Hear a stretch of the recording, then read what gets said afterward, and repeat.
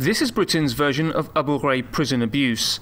Thousands of Iraqi civilians were tortured by British soldiers during 2003 to 2008. Detainees were violently beaten, kicked, punched and sexually assaulted, resulting in horrific injuries and unlawful killings.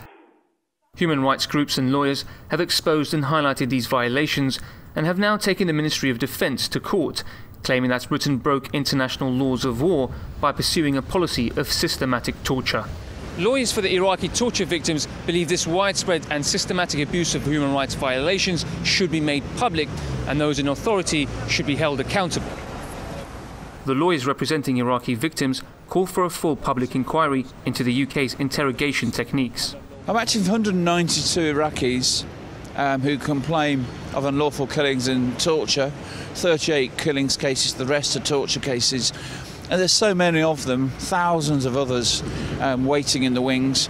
And we say there has to be a proper judge-led inquiry into the systemic issues that all of these cases raise. Take the case of Khalid, a prisoner of war. His testimony is very chilling. He says he had to kneel in the sun for hours. If I moved position or bent my head forward at all, a soldier would come and kick me hard, shouting, "Shut up." I was kicked many times.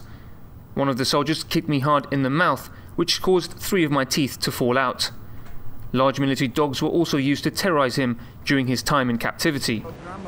Phil Shiner, who founded the Public Interest Lawyers Group, believes the abuses come from the top.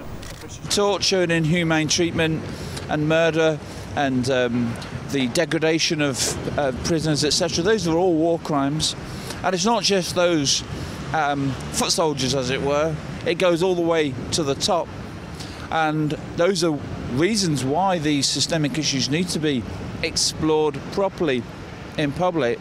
And those at the top of the chain of command, the politicians, the senior civil servants, the top military brass, they need to be held accountable as well. The 3-day court hearing will rule on whether the Ministry of Defence officials and politicians were unaware of the abuses or they were authorised as policy. Lawyers say such abusive interrogation techniques had already been taught at army intelligence facilities and, therefore, the authorities are complicit in these crimes. Hassan Al-Khatib, Press TV, London.